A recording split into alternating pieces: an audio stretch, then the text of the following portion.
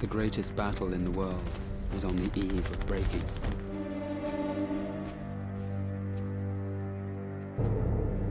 Please God, it may terminate successfully for us. We were told it would be a walkover. Of course, we might expect to be sniped at by a stray German, naturally.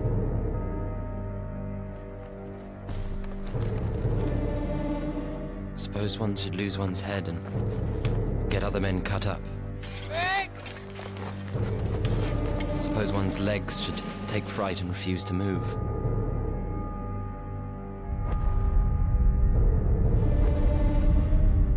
On the morning of July the 1st, 1916, 120,000 British soldiers, most of whom are volunteers, prepare to fight the greatest battle of the First World War. This is the story of one of the bloodiest days in the history of warfare. Modern weapons made killing possible on a shocking scale. 20,000 soldiers killed in a single day of fighting.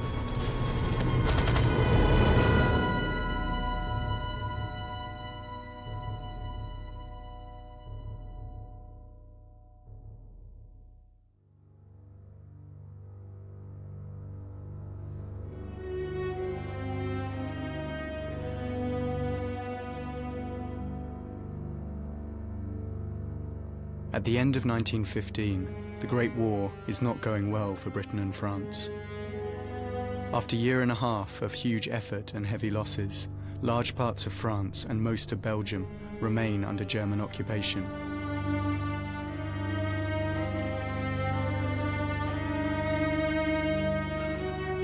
Both sides have dug in, and a line of trenches stretches from the Channel to Switzerland.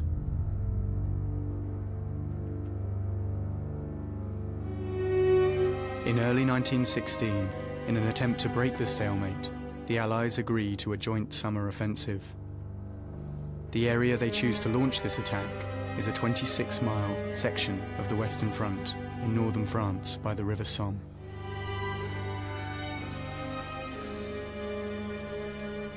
There's a superior view up here, sir.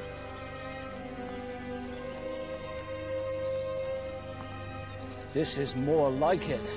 It's very good drainage, sir. No more sitting in the mud in Flanders. The man in charge of Britain's part in the summer campaign is the newly promoted commander of the Fourth Army, General Sir Henry Rawlinson. It is capital country in which to undertake an offensive. For the observation is excellent, and with plenty of guns and ammunition, we ought to be able to avoid the heavy losses which the infantry have always suffered on previous occasions.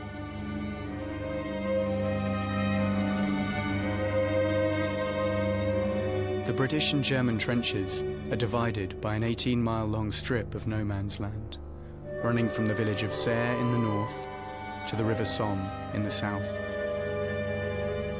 Rawlinson's objective is to drive the Germans from their trenches and liberate the territory they have held for the last year and a half.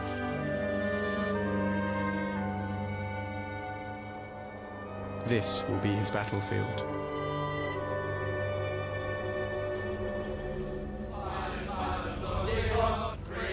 Under Rawlinson's command is a brand new army. The Fourth Army is made up largely of civilians who had volunteered 18 months ago at the outbreak of war. Typical of this new army are the 22nd Manchester Battalion. They arrived in France in February 1916. Captain Charlie May is an aspiring author with a wife and baby daughter back in England. He kept a diary of his time on the Somme. We go because it is right and proper, we should. One is supposed to have, as a soldier going into action, no other desire than some high-souled ambition to do or die for his country.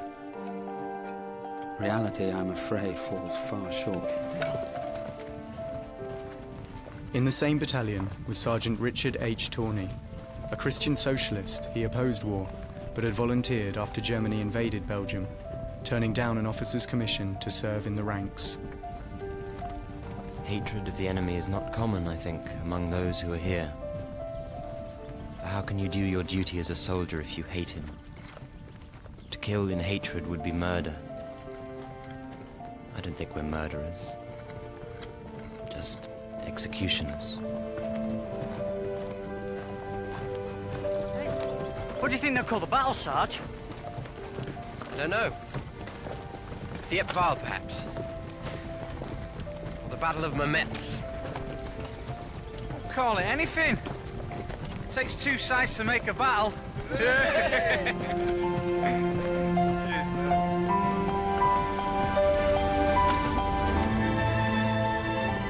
Unlike Germany and France, Britain did not have a vast standing army to mobilize at the outbreak of war.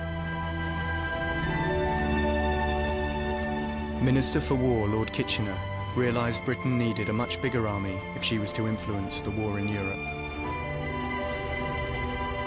He appealed for 100,000 volunteers.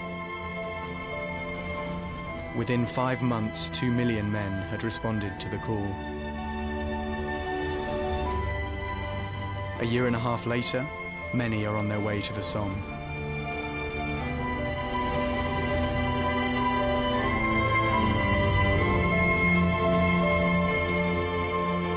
Like thousands of others, Cyril José lied about his age to enlist. He volunteered to the 2nd Devonshire Battalion when he was just 15. He regularly writes to his mother and sisters Ivy and Myrtle, back home in Cornwall. That's my sister, and that's my mum.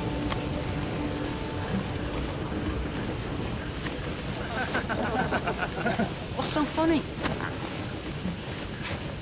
Dearest Mert, we have just come back from church parade and Holy Communion.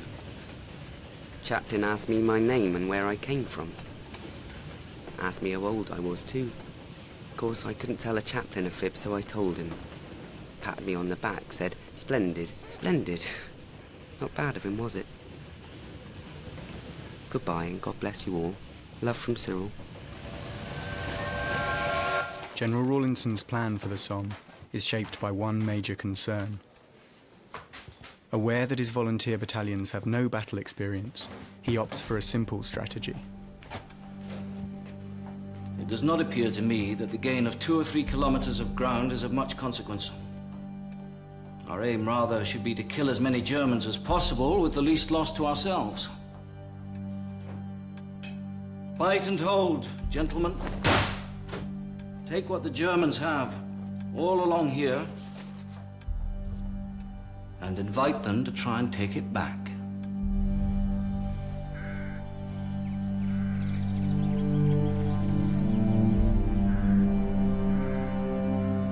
The German army had arrived on the Somme in September 1914 and dug its first trench.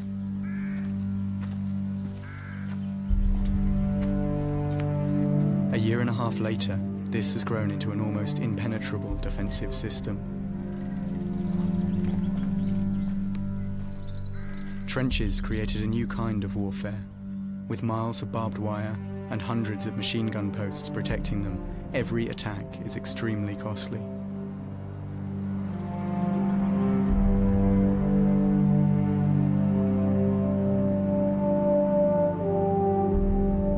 Rawlinson's strategy to counter the Germans' defences is simple.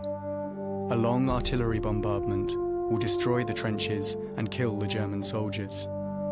He will then send the infantry over the top to march unopposed across no man's land. They then repeat the process, trench by trench, across the entire front. Wir dachten schon, du wärst nach Hause gegangen. Hier ist doch zu Hause. Lass mal versuchen, das ein ganz... With bunkers up to 40 feet underground, often with electric light, for German conscripts like Private Eversman, the Somme is one of the safest places on the Western Front. He kept a diary of his time there. We sit here doing not very much. Apart from the rats and lice, who are always with us, it is not too bad.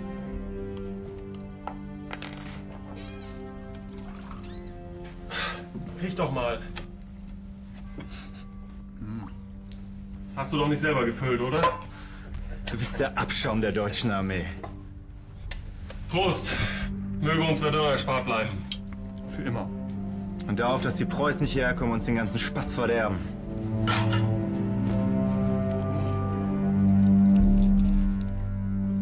It must become second nature! Stick him! Rawlinson's volunteer army lack the German army's battle experience. To make up for this, they go through intense training. For 16-year-old volunteer Cyril Jose, drill in the British Army's traditional weapon is relentless. Dearest Ivy, stand back. I've got my own rifle and bayonet. New ones. With the bayonet fixed, it reaches up to my ear from the ground. Don't tickle him! Give me that rifle. Low point! Whack! Withdraw! Whack!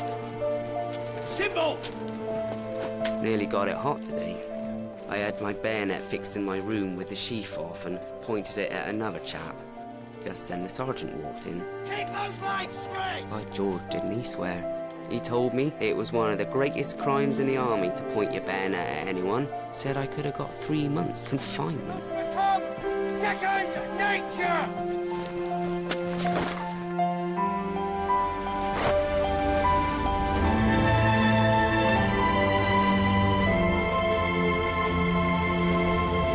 With 6 weeks to go before the attack, the previously quiet Somme sector is undergoing a transformation.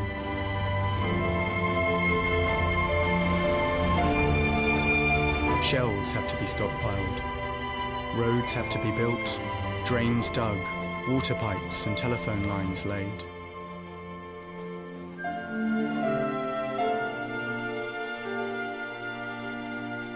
Like many other battalions destined for the big push, the Manchesters provide the labour for this huge task.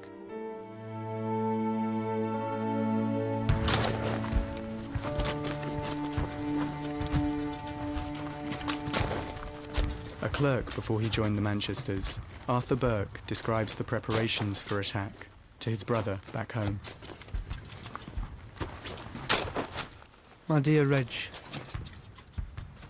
now here's the excitement. We're digging a trench in front of our own line. Now you know what that means. A shiver came down our backs when we knew we were for it. I don't know why we're fighting for this solemn place. If it were mine, I'd give it to them, save all the fuss.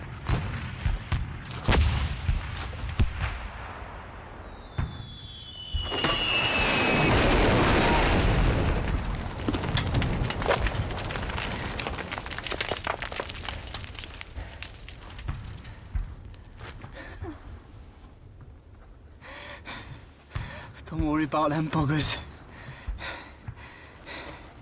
If the name's on it, it's got it.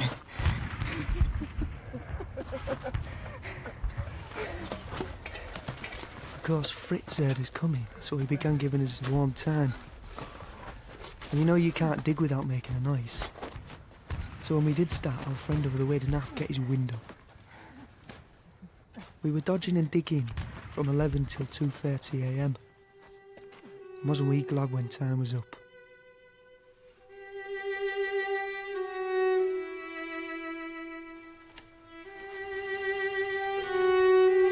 We've been in the line since Tuesday, doing 6 days in the firing line and 4 days in reserve. This last time has been a bugger.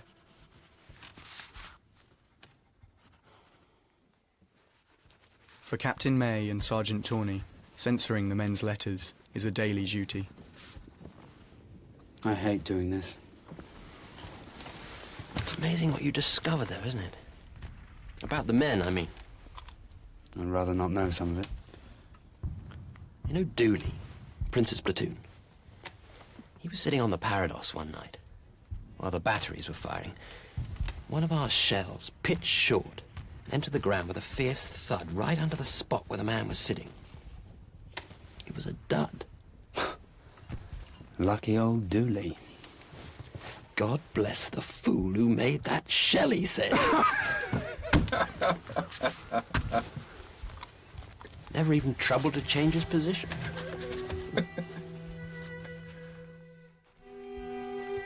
Cyril Jose writes home, describing the build-up for the big push with the 2nd Devonshires. My dearest mother, we had rather a rough time. We've been working on building the parapet thicker besides doing sentry duty, so we can only get a little sleep between reliefs. If I have 3 hours sleep in 24 hours, I consider I have done well. I hope you've not been worrying. God bless you, Cyril.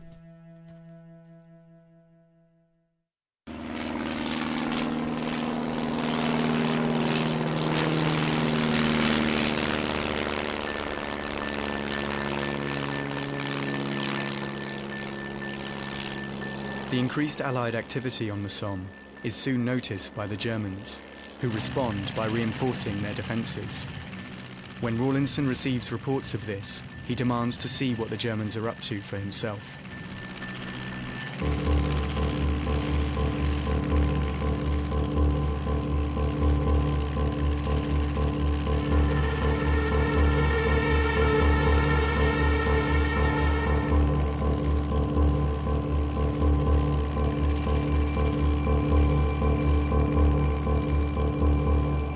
Rawlinson discovers that the Germans have not been idle. They have started building a whole new line of trenches beyond their 2 existing ones. It is an ominous sight, signalling that the Germans intend to fight hard to hold every single yard.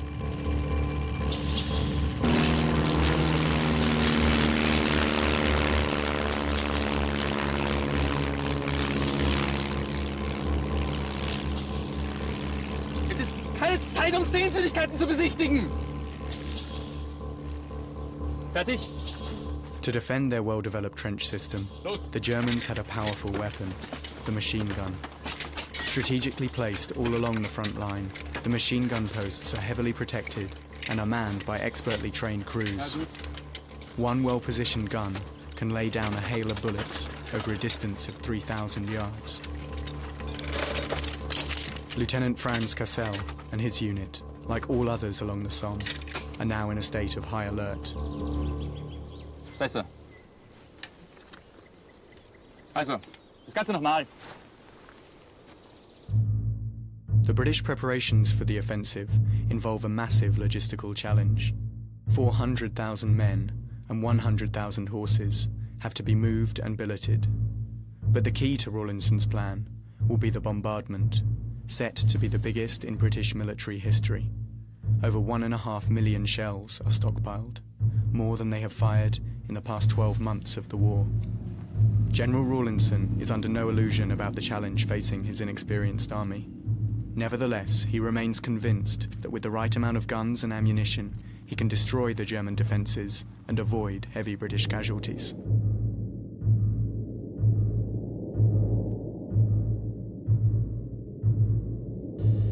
On June 24th, 5 days before the attack, the guns begin the methodical destruction of the German trenches.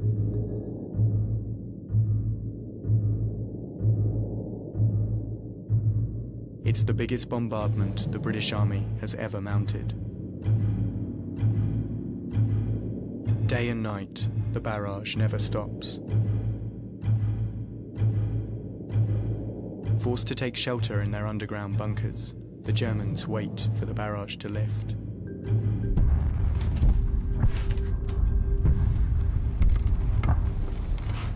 Lieutenant Cassel and his machine gun crew are in the defences at Thiepval.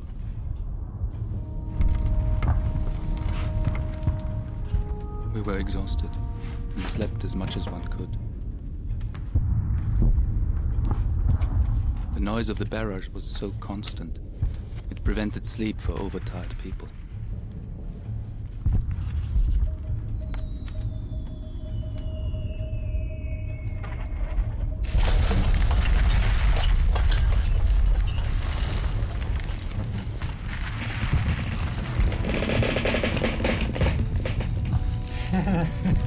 Entschuldigung. Habe ich das letzte Mal schon gelacht, als du das gemacht hast? Ich wollte dir noch eine zweite Chance geben. Gib mir noch eine dritte Chance und ich hau dir eins in die Fresse. Jetzt hört endlich auf zu ratschen. Dan schik ik bij de wachtdienst.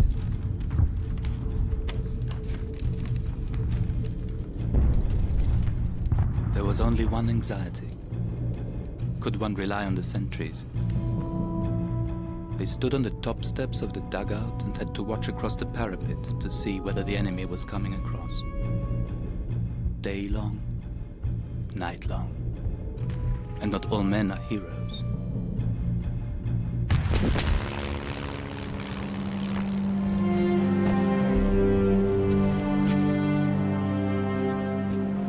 As the Allied bombardment enters its third day, British aerial reconnaissance reports the apparent destruction of the German front line.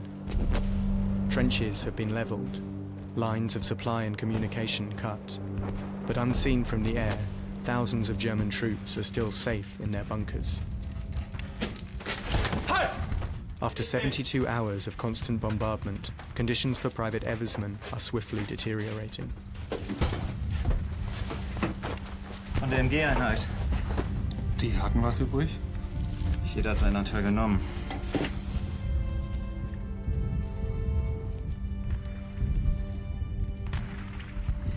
How long will it go on? In the last 12 hours, they estimate that 60,000 shells have fallen in our sector. Every communication has been cut.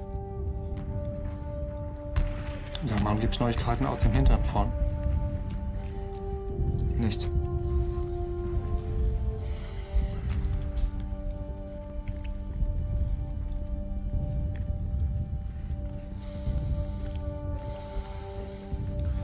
Die Briten scheinen uns am langen Arm verhungern lassen zu wollen. Gibt's ja nicht. It cannot last much longer. They say their munitions will soon be done. But when will they attack? Tomorrow? The day after? Who knows? It wasn't just their dugouts that protected the Germans.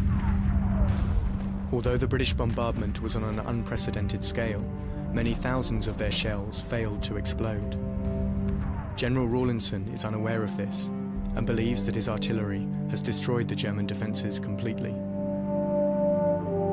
All along the front line, British troops now ready themselves for the fight with the enemy that they volunteered for almost 2 years ago. Sir. Over there.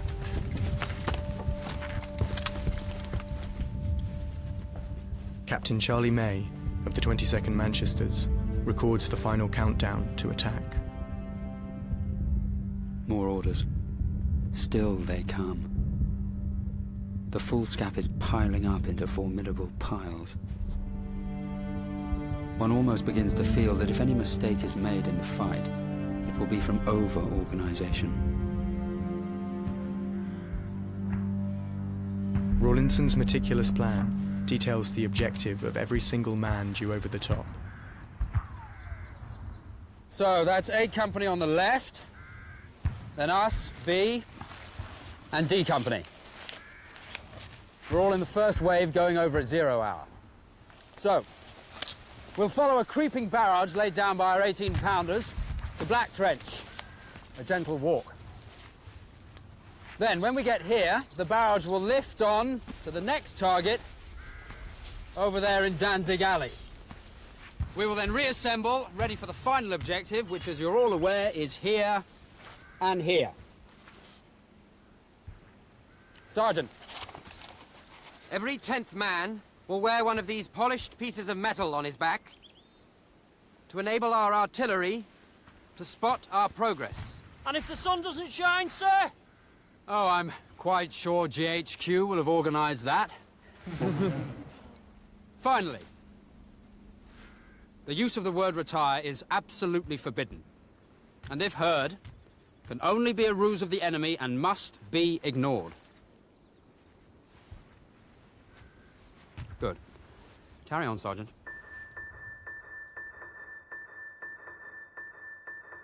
Captain Charlie May and the 250 men of B Company are to attack from trenches 150 yards away from the German lines at Mametz. Their objective is to take a series of enemy trenches culminating in Bunny Alley and Fritz Trench.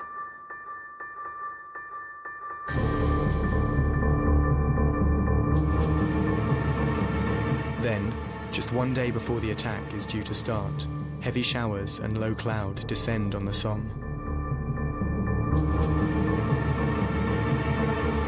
With poor visibility hampering his artillery, Rawlinson decides to postpone the attack 48 hours until July the 1st. While the guns continue to bombard the German lines, 120,000 men, poised for attack, are ordered to wait. Come on, men. Come on, then, rockets. Come on. Oh, yes. How's that? Roll that one like a Yorkshireman. And so here we still are, with speculation rife and rumours bright and rumours grave, twiddling our thumbs and wondering. This one's for you, Andrews. Okie dokie, Thomas. Come along. All dressed up and nowhere to go.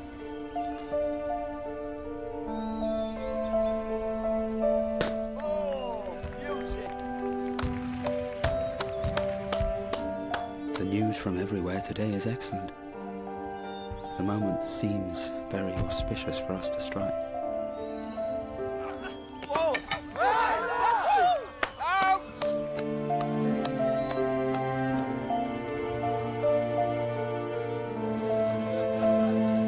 On the eve of battle, the 22nd Manchesters finally leave their billets and move up to the front line.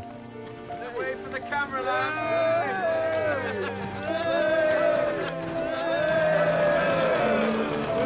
We're off again, Prince's son.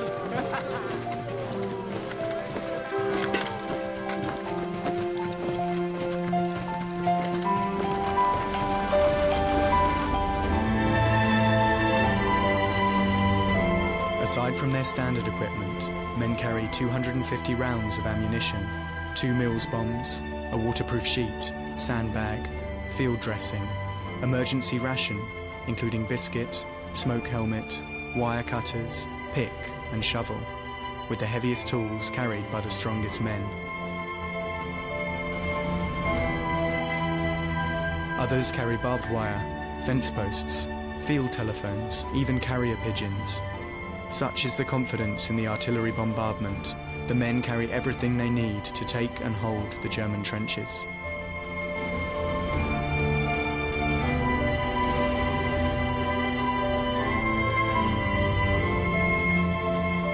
This immense, overwhelming tranquility of sky and down, uniting us millions of enemies and allies in its solemn, unavoidable embrace, dwarfed into insignificance the wrath of man and his feverish energy of destruction.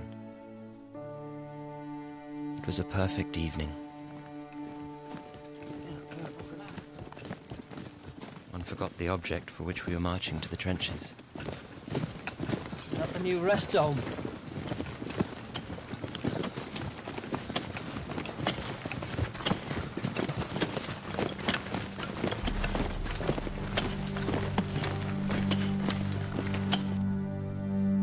On the day before the attack, a culture of optimism runs from high command all the way down through the ranks.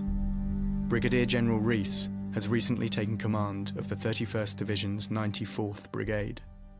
You are about to fight in one of the greatest battles of the world. And in the most just cause.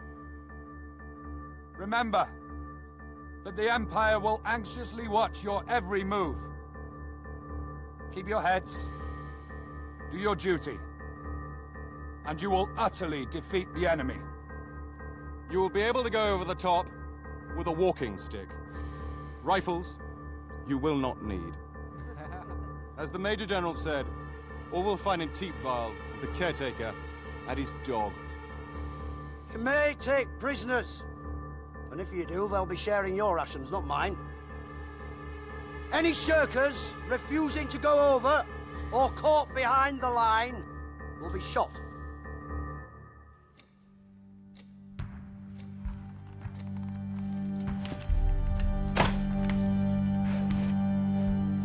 Despite the faith General Rawlinson has in his artillery, he is also prepared for heavy casualties. He orders that 18 ambulance trains be standing by to evacuate the wounded.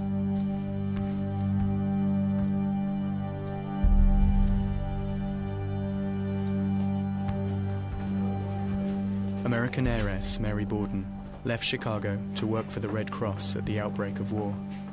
She has since set up a mobile hospital attached to the French army, who were fighting alongside the British on the Somme.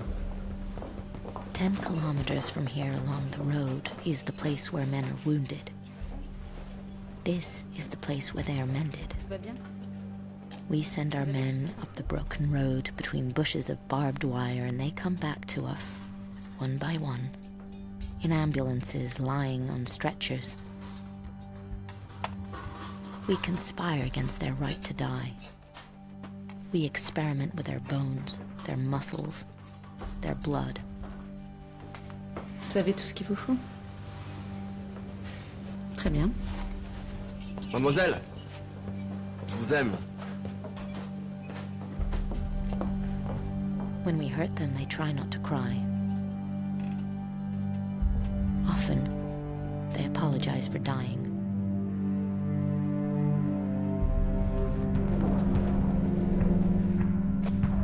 On the eve of battle, 120,000 men squeeze into the British frontline trenches. The artillery barrage will continue until the very moment they are scheduled to attack, 7:30 a.m., 0 hour.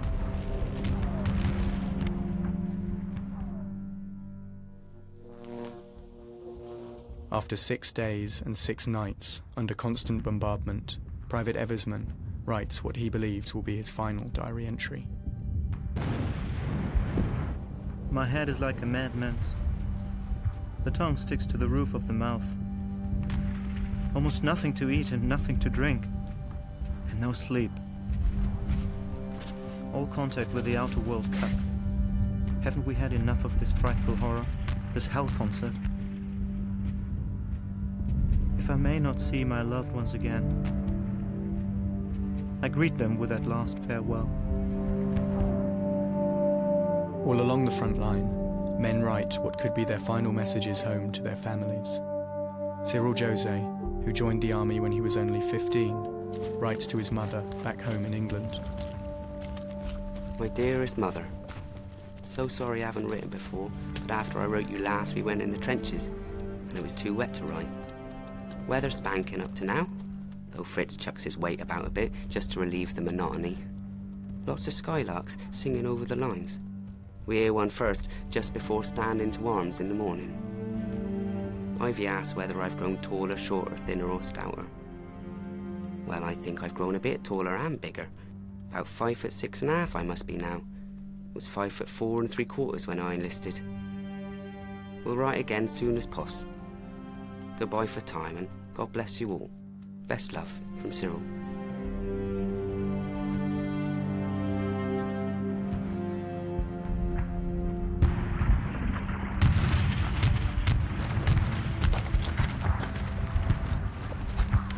At midnight, Sergeant Tawney and the Manchesters have yet to reach their positions in the front line.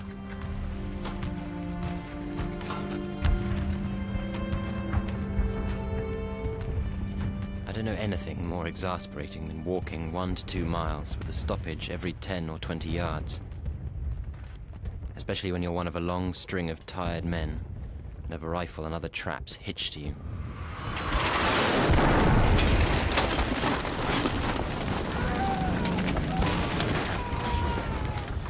Come on, what is the problem up there?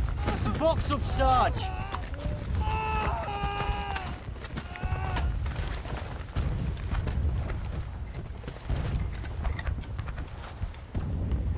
You and you, get these men shifted.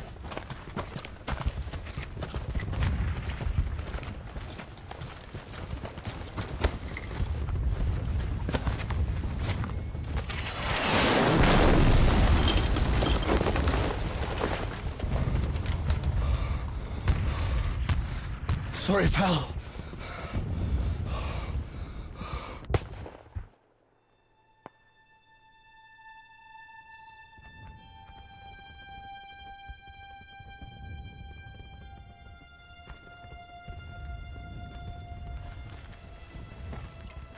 It is early in the morning when the Manchesters finally reach their positions for the attack.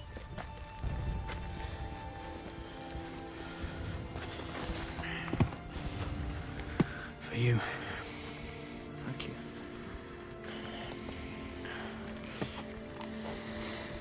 The orders have come down.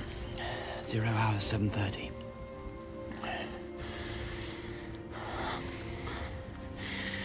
Heard some of the men singing the Marseillaise earlier on. You know, I know what it is. If you want to know, I don't give a damn about France. The Jerrys can have it. Well, we're here now. And they're not going to push us around.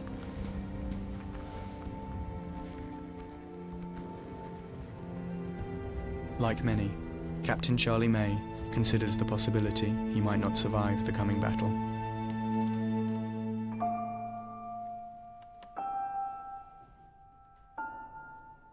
I must not allow myself to dwell on the personal. There is no room for it here. Also, it is demoralizing. But I do not want to die. Not that I mind for myself. If I have to go, I am ready. But the thought I may never see you or our darling baby again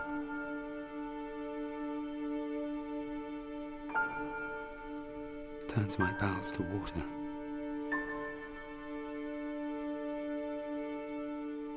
It may well be that you will only have to read these lines as ones of passing interest.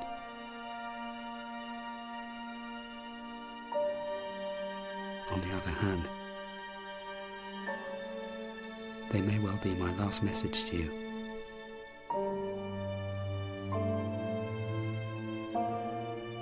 Know through all of your life that I love you and baby with all my heart and soul. That you two sweet things were just all the world to me.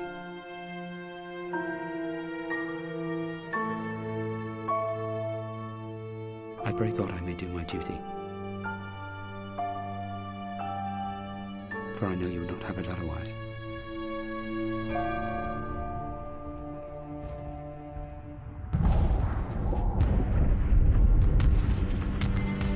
Saturday, July 1st, 1916. The British Army prepares to launch its biggest attack of the First World War. Its volunteer army, untried in battle, is about to face the ultimate test. Sergeant Tawney witnesses the final frenzied bombardment of the German line.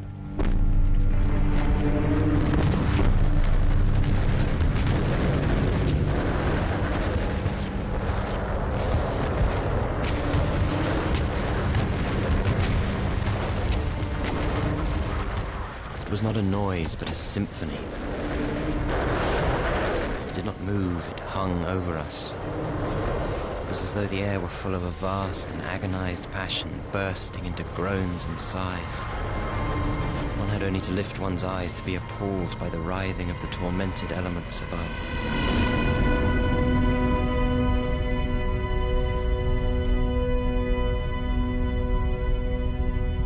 Miles north, the 2nd Middlesex have the greatest distance to their objective, 750 yards of no man's land, nicknamed Mash Valley.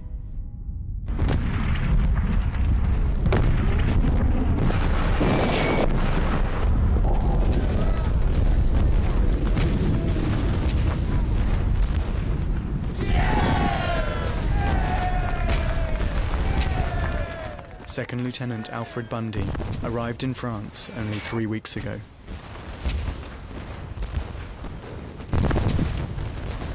It is freely stated that there will be no resistance. Our drum fire has been going on for days, and the German lines appear to be pulverized. Surely nothing can live there. Lieutenant! Those men up there, get them down! It's a walkover, sir! It's nothing of the kind! Get them down now!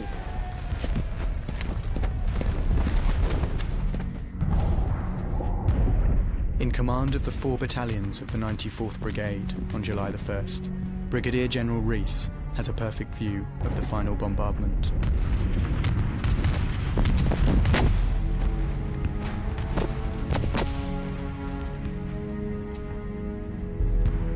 I stood on top to watch, and it was magnificent. The trenches in front of Serre changed shape and dissolved minute by minute under the terrific hail of steel. Watching, I began to believe in the great possibility of success. Inspired by the final barrage, optimism runs high throughout the British front line.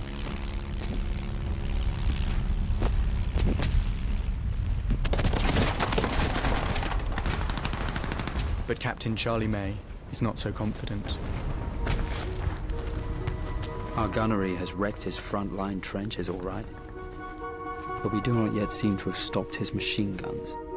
These are popping off all along our parapet as I ride. I trust they will not claim too many of our lads before the day is over.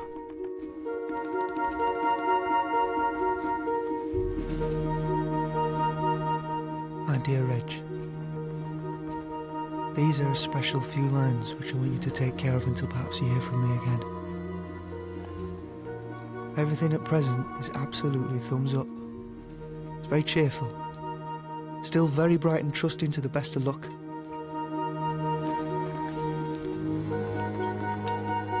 Remember me sincerely to my numerous, kind, good old friends. My dearest love to Ma, Tot, Monty and babies. Trusting this is au revoir, not goodbye. Your loving brother, Paddy.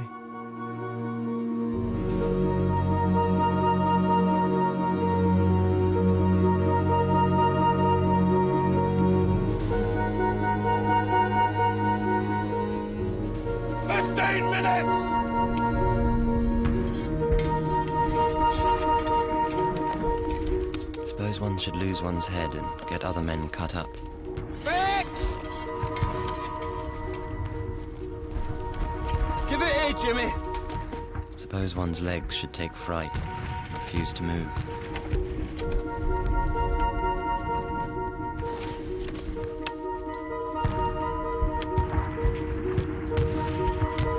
Undoubtedly man walks between precipices, and no one knows the rottenness in him until he cracks.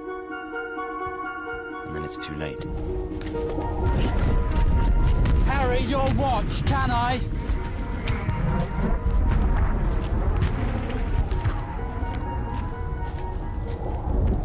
Thanks. Here, it's difficult, let me.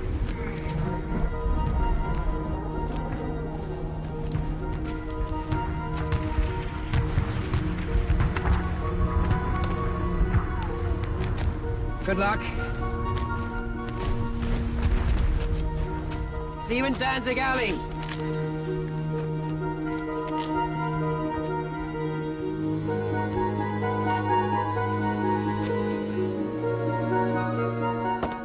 Do not shout! Do not run! And for God's sake, boys, do not bunch!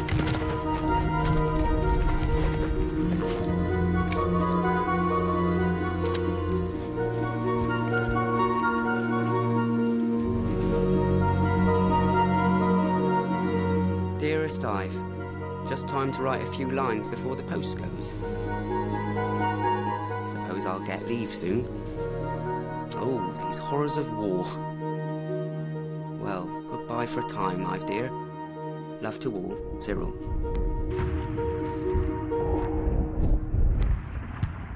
"4 miles behind the front line, Rawlinson and his staff officers watched the culmination of their months of planning.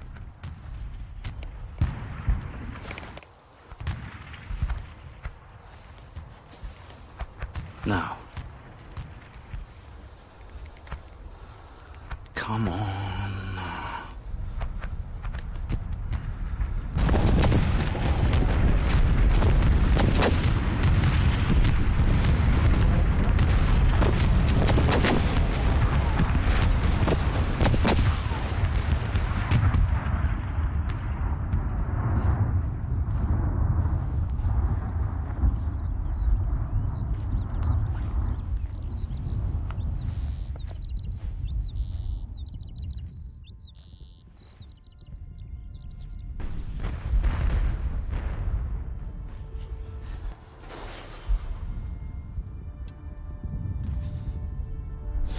God's sake!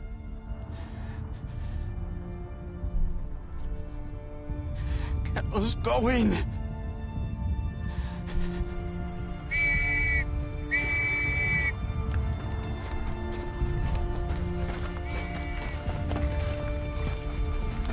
Right on schedule, at 7:30 a.m., along the entire 18-mile front, 60,000 men leave their trenches and start out across no man's land.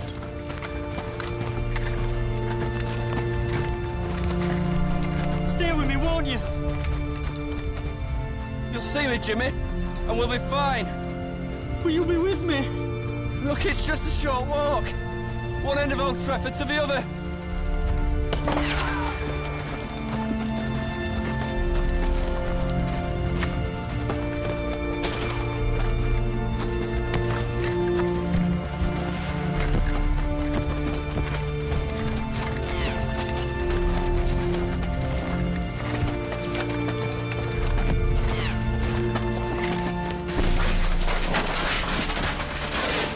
Lieutenant Castle and his machine gun crew have survived the bombardment. Das ist es jetzt! Dann los, los, los! Macht schon! Macht schon! Like thousands of other Germans, the end of the barrage is the cue to leave their bunkers and defend their front line. They rush out of their dugouts and run to man the machine gun posts.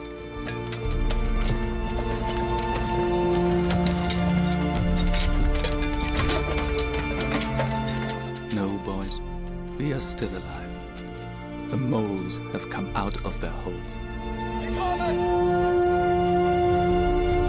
Sie kommen!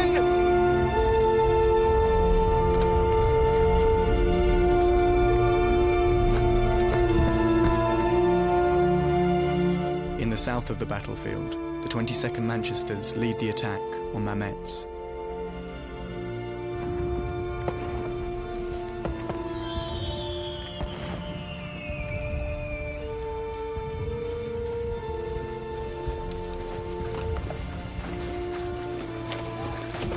Keep extension! We had 900 yards of rough ground to the trench that was our first objective, No bunch on your left! and about 1,500 to a further trench where we were to wait for orders.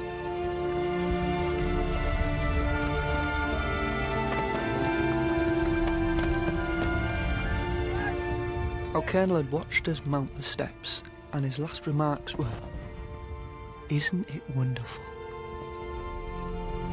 We extended to 6 paces and walked. In the centre of the battlefield, the 2nd Middlesex are halfway across Smash Valley.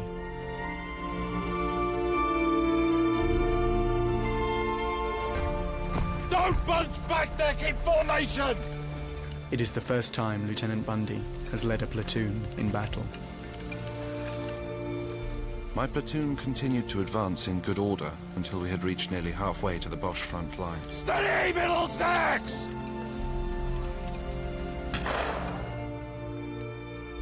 Here they come. The khaki yellows. Not only has the British bombardment failed to cause heavy casualties among the German troops, it has also failed to cut through much of their barbed wire.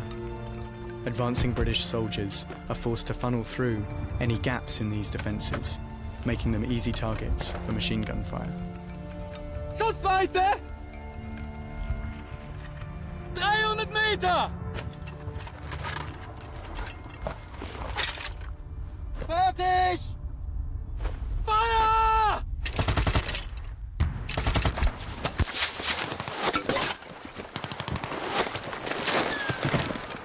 Down!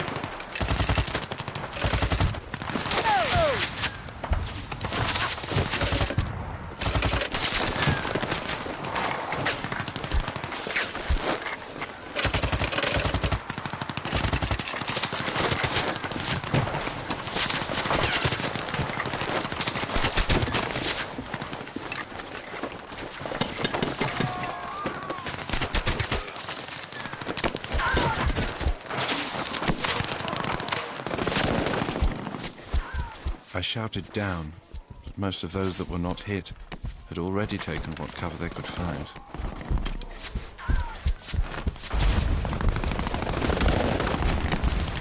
In all directions came pitiful groans and cries of pain. Less than a mile away, the 2nd Devonshires start their attack at Auvillers. Cyril Jose is in the first wave at 7:30.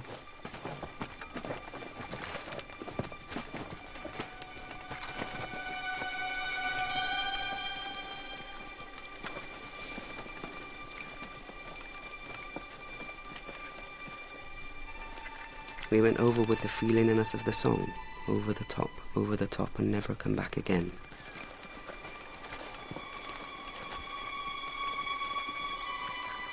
People say you go absolutely mad. You don't. I've never felt so cool and matter-of-fact in all my life. I was surprised.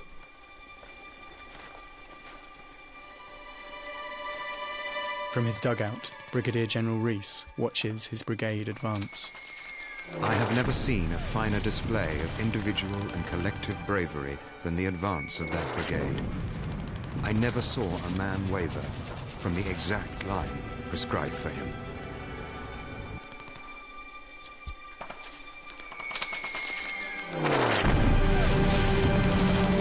I was still more surprised by the reception.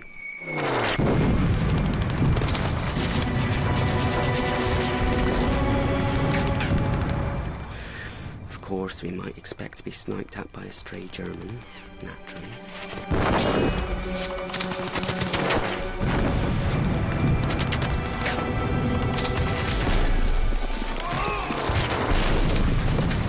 You know what a hailstorm is. That's about the chance one stood of dodging the bullets, shrapnel, etc.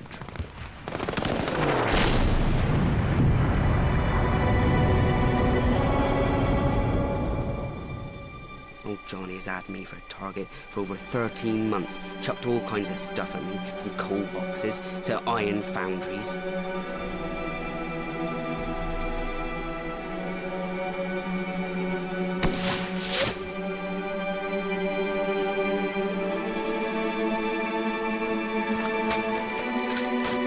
Then he only managed to put a bullet through my shoulder. Must have been that stray sniper.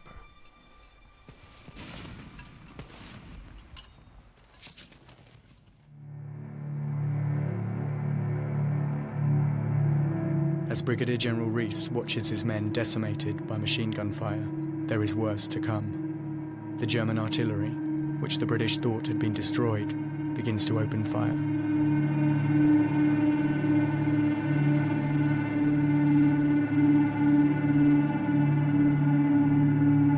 It was the most frightful artillery display that I have seen up to that time. And in some ways, I think it was the heaviest barrage I have seen put down by the defense on any occasion.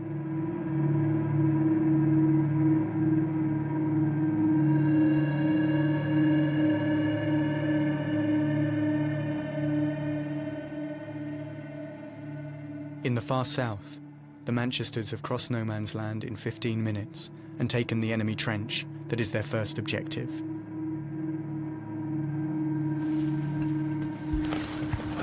Stay sharp, you men. They have a further 3 trenches to take this morning.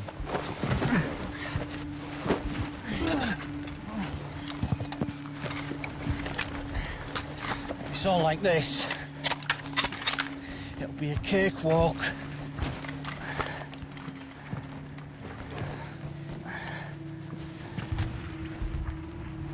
I hate touching wounded men. Sarge? Moral cowardice, I suppose. I've seen him. Just you keep building that step. One hurts them so much, and there's so little to be done.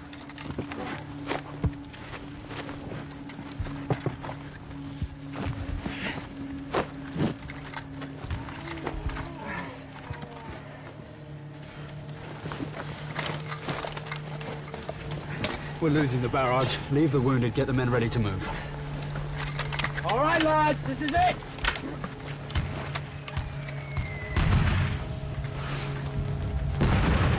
Captain May's company move on to their next objective, but they are a few minutes behind schedule.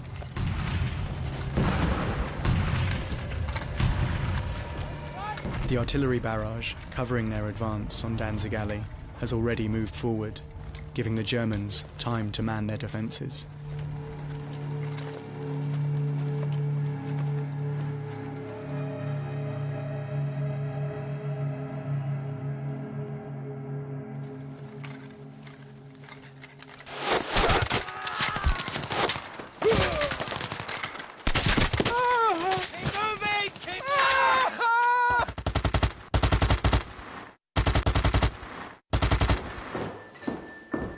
Rawlinson arrives at his headquarters 4 miles behind the front line and receives the first reports on the battle. Enemy barrage reported feeble. I know that. I was there.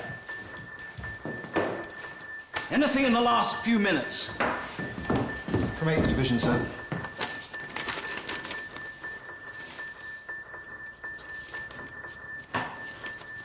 Gentlemen, we've broken through the German line. The early reports reaching Rawlinson are positive. In reality, though, the attack is faltering along most of the British front. One significant breakthrough has been made, though, in the south of the battlefield, near Mametz. Get a firing position and keep that bloody Maxim's head down! For Christ's sake, leave him. Get in next to Sergeant Tawney. The Manchesters have taken their first objective, but are now coming under fierce German counterattacks. Get down!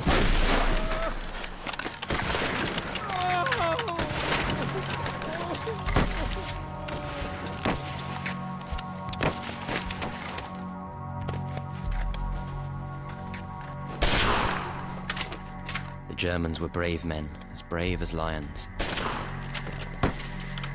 It was insane. It seemed one couldn't miss them. Every man I fired at dropped, except one. Him, the boldest of the lot, I missed more than once.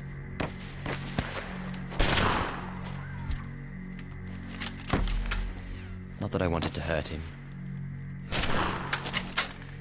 It was missing I hated.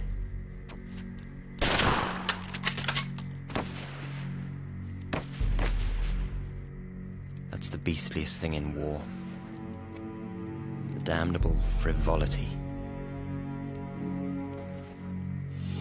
God forgive us all.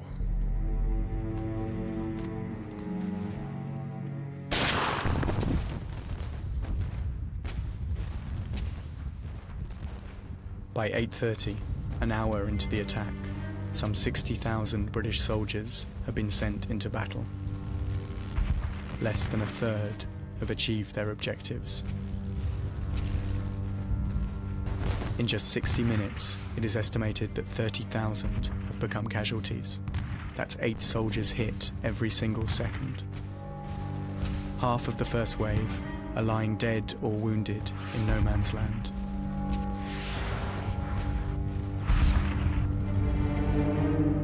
Throughout the morning, a further 60,000 British soldiers go over the top.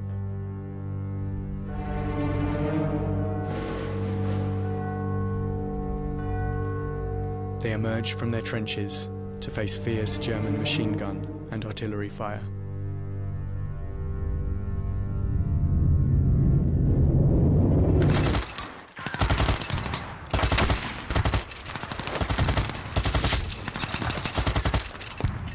For Lieutenant Kassel and his machine gun unit, the advancing troops are an easy target. Runter!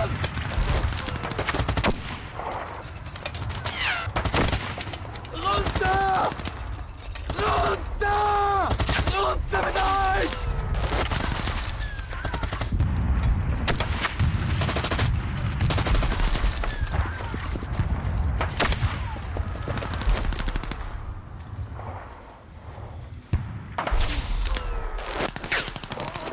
Second Lieutenant Alfred Bundy is still trapped in no man's land. Here, the bombardment has completely failed to destroy the German defences. Bundy's first experience of battle has been watching his platoon die. All right there. Where is it? German line. Which way? That way!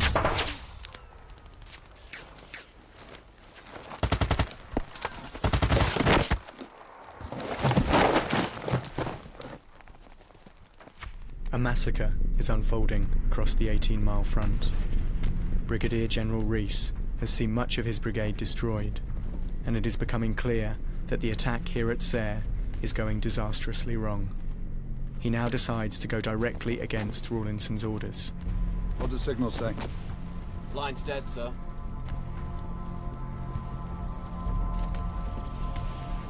The second wave support gone up yet? The wildest reports were rife at this time. Messages were pouring in. An aeroplane reported that my men were in Serre. That is an ignorant joke. The only men we have in Serre must be prisoners. Where is the brigade reserve now? They're moving up to go over now, sir. Stop them. On no account must those men be allowed to leave their trenches. Sir? My two staff officers were considerably surprised when I stopped the advance. Do you hear? Yes, sir. It was their first experience of battle, and they had great difficulty in understanding that the whole brigade had been destroyed.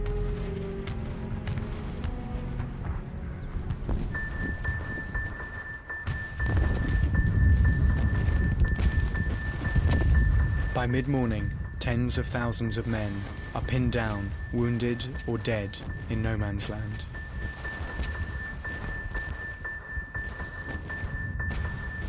News that the attack is not going to plan has reached General Rawlinson at 4th Army headquarters.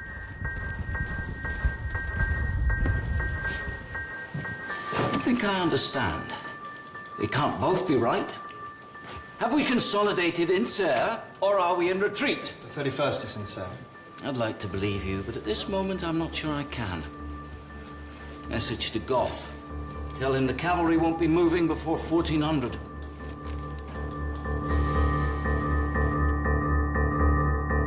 Rawlinson's only significant breakthroughs are in the far north and south of the battlefield. But amidst the confused reports arriving at headquarters, rather than push home the advance with his cavalry, he decides to wait.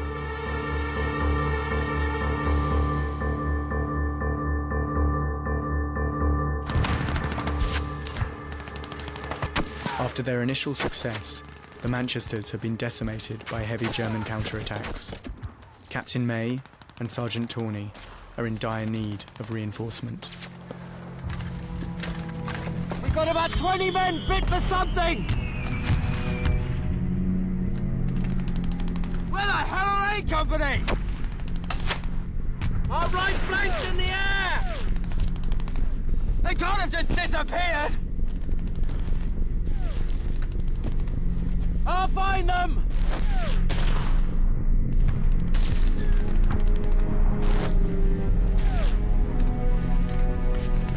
Wait! Your men! 3 rounds rapid fire now!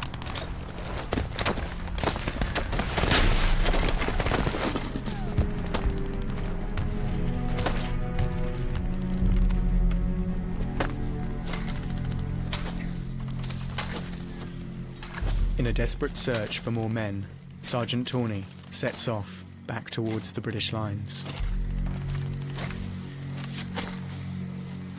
Of course, it was idiotic. If our company had lost half or more of its strength, why should A Company have fared any better? But there. I suppose the idea of death in mass takes a lot of hammering into one before one grasps it.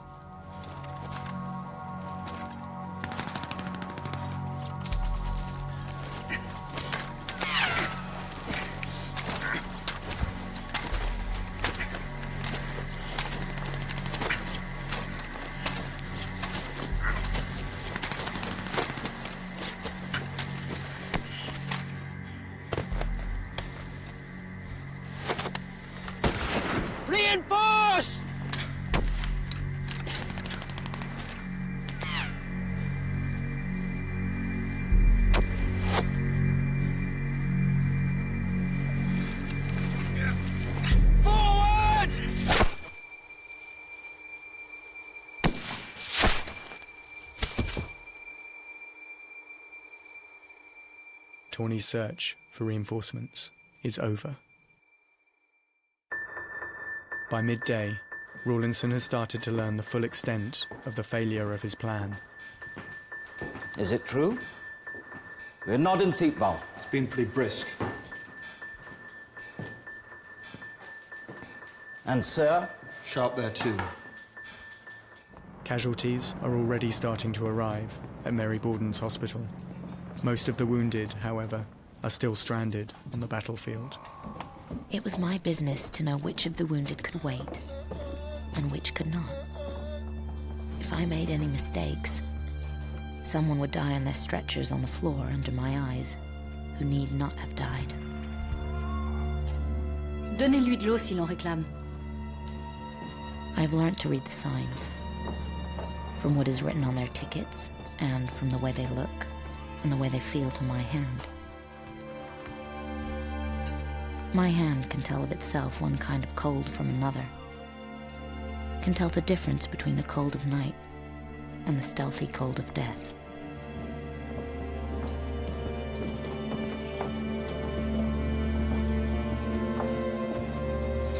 This is the second battlefield. The battle is going on over the helpless bodies of these men. Un blessé au poumon vient d'arriver, vous pouvez le prendre? Dans 5 minutes. Mademoiselle, attachez ses bras. Qu'est-ce que vous faites? Qu'est-ce que vous faites? It is we who are doing the fighting now, with their real enemies.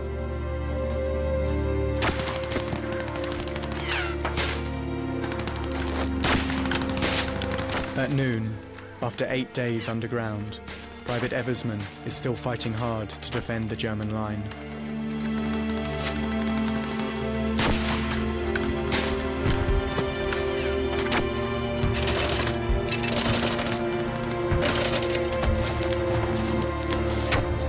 Lieutenant Alfred Bundy has been pinned down in a shell hole in no man's land since the attack started 4.5 hours ago.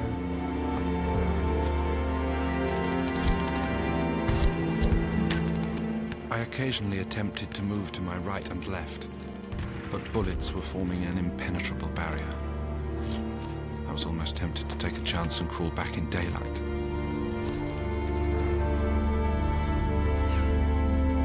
I was dreading the dark, for I thought I should lose my sense of direction in my distraught condition.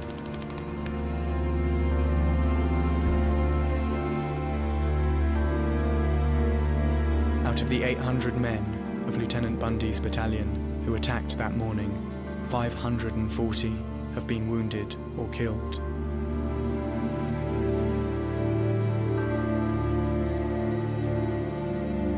Across the whole battlefield, almost 60,000 British soldiers have become casualties. 6 times the number expected by Rawlinson.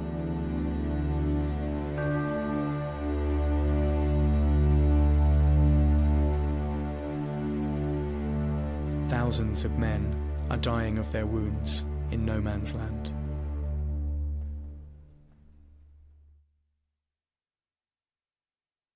This is death.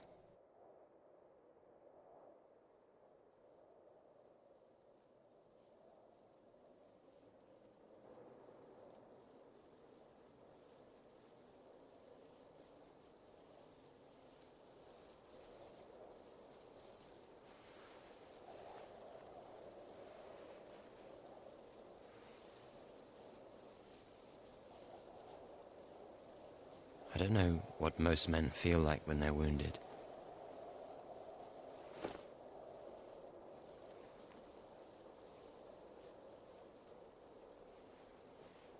What I felt was that I'd been hit by a tremendous iron hammer, swung by a giant of inconceivable strength, and then twisted with a sickening sort of wrench.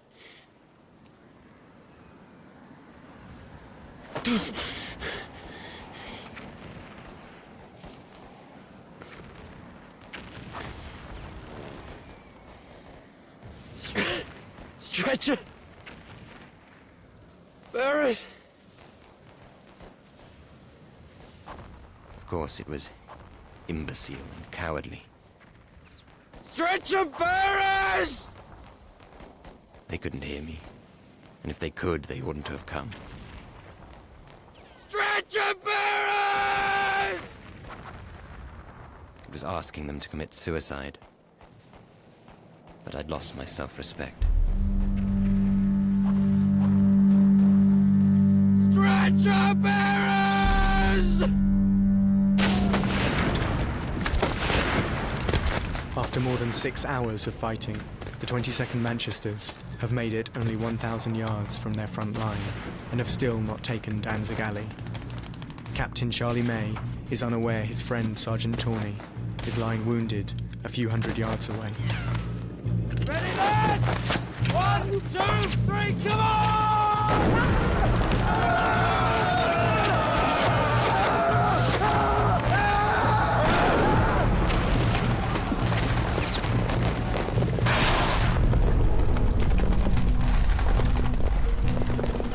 Stick on!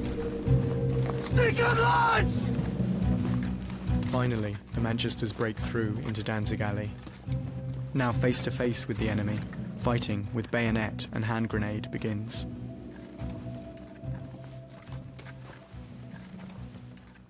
It was hell. We stuck the blighters and put them out of time.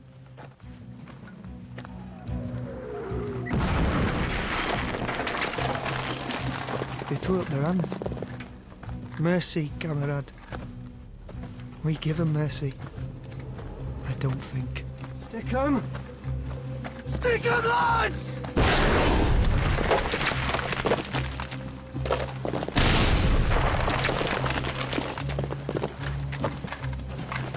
For Albert Andrews, his face-to-face meeting with the enemy is a moment of truth.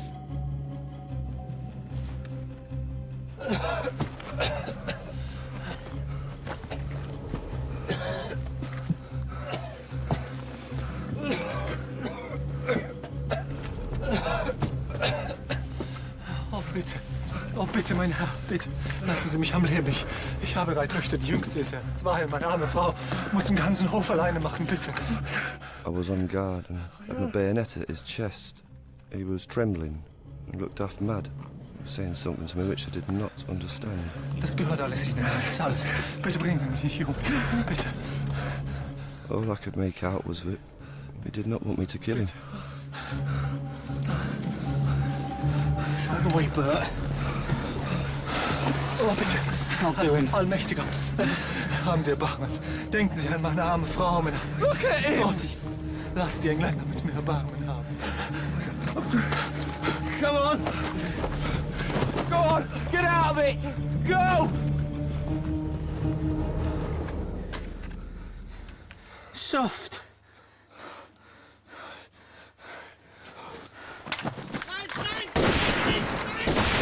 That's for my brother! And that's for when you're in the trenches!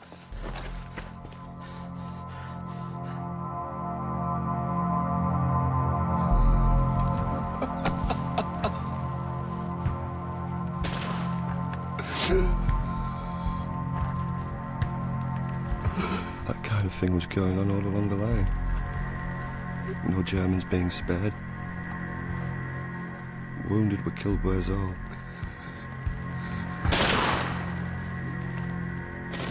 We hadn't exactly been told no prisoners, but were given to understand that was what was wanted. The same kind of thing occurred at the 2nd German trench, and the 3rd. We captured many guns, etc. All sorts of souvenirs. But the souvenir I treasure most is my life. Pray to God, Reg, and thank him for sparing me such mercy.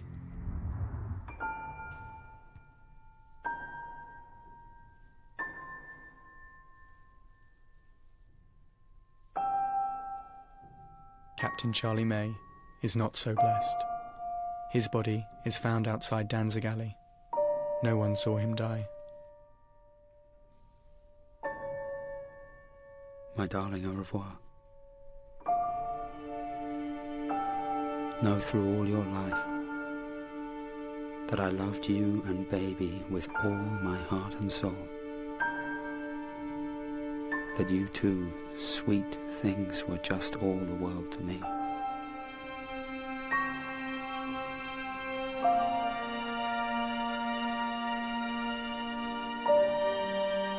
May's battalion have taken their objective at enormous cost. Of the 820 men of the 22nd Manchesters who attacked that morning, 472 have been killed, wounded, or are missing.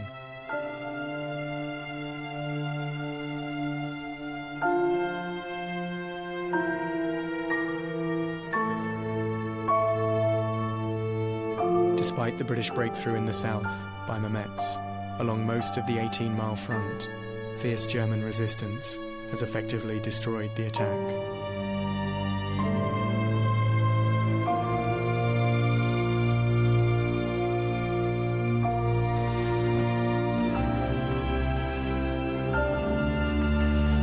Lieutenant Cassel is wounded in the fighting at Thiepval. By late afternoon, he is able to leave his machine gun unit to receive first aid. Another half hour, and it becomes clear that the attack has been repelled.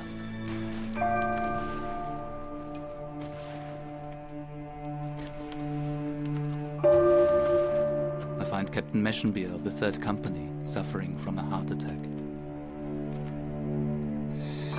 Now only a few men from the 2nd line remained alive.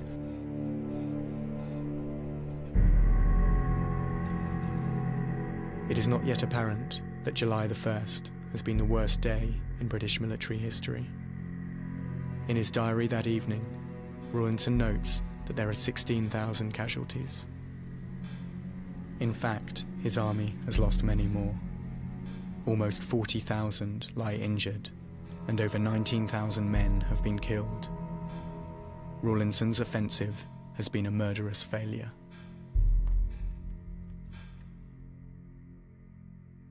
Only a fraction of those lying wounded on the battlefield are evacuated to hospital.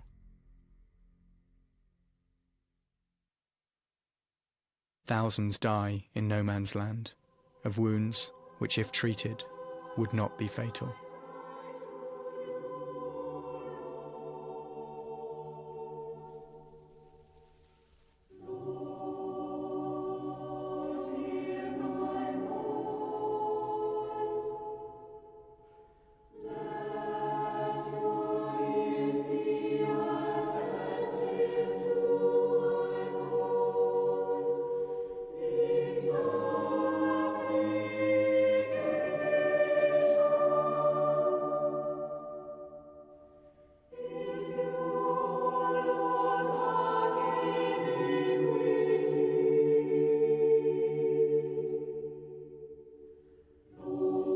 After hours lying in no man's land, Sergeant Tawney is found by a medical officer.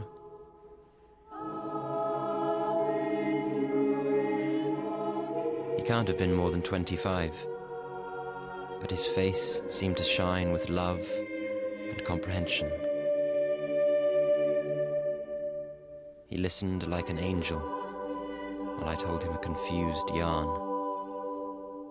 Then he said I had been shot by a rifle bullet and gave me morphia. Later I realized he thought I was done for. But after I felt that divine compassion flow over me, I didn't care.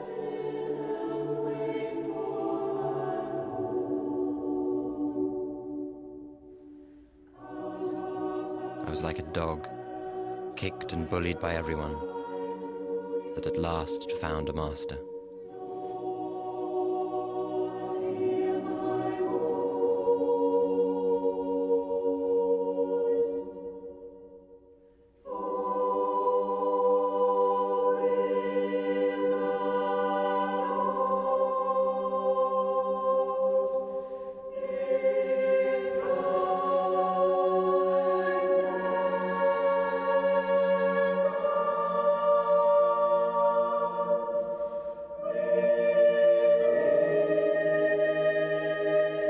We are your ghosts.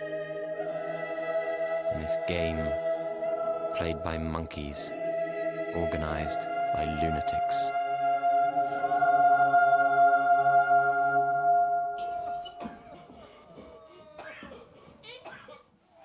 At Mary Borden's hospital, ambulances continue to bring wounded men from the battlefield.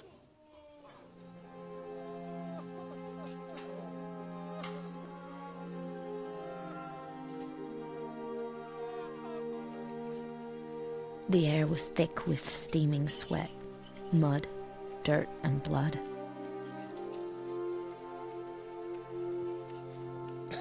I'm not hungry. I'm not tired. I am busy.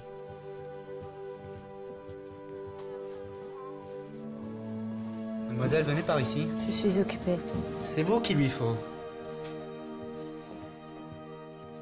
It is a scene in eternity, in some strange dream hell where I'm glad to be employed, where I belong. We are locked together, the wounded and I. C'est un Anglais? Qu'est-ce qu'il fait là? English? You're wounded in the stomach. You'll be fine. La morphine tant qu'il en faut.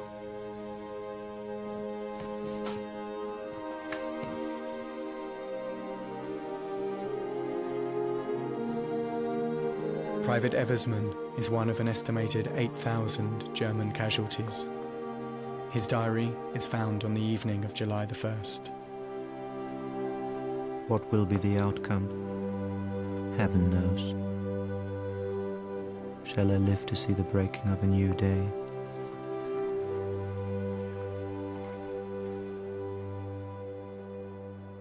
For the Allied commanders, there is no question of abandoning the offensive. With many wounded still in no man's land, fighting resumes the very next morning on July the 2nd.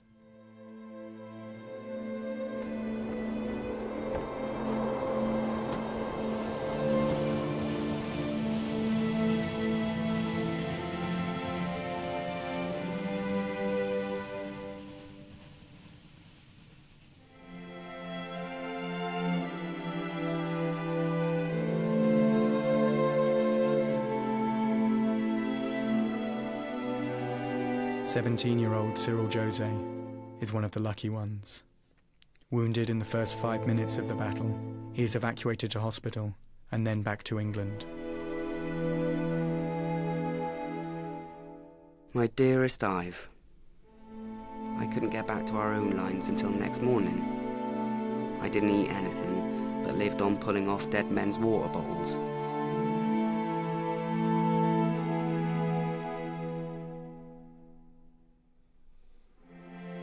About 6 a.m. I began crawling back. Old Johnny sniped at me all the way back, but I dodged him by getting in the shell holes.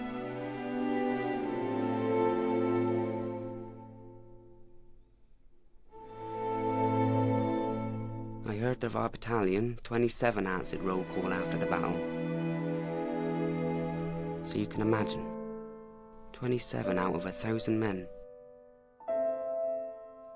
Thank you awfully for the postal order. Love to father, mother and Bert. Cyril."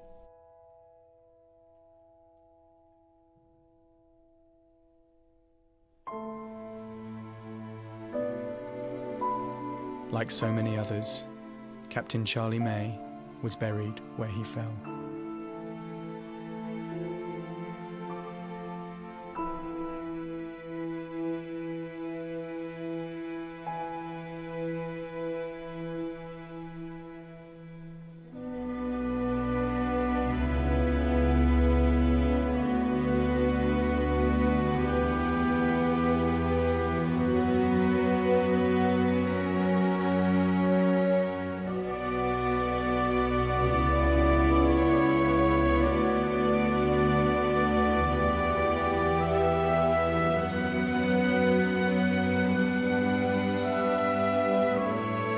Over the following days, a shockwave travelled through the British Isles, as thousands of telegrams told mothers, wives and lovers that their men were not coming home.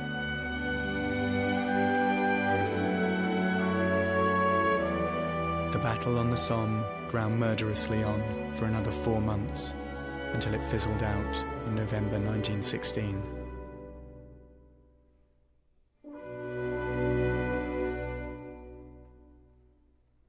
It ended on roughly the same ground on which it had begun. Both sides bled dry. The final combined casualty figure for the British, French, and German soldiers who fought there was over 1 million dead, wounded, or missing. A meaningless carnage, this battle in the war that was supposed to end all wars was in fact only the beginning of the bloodiest century in history.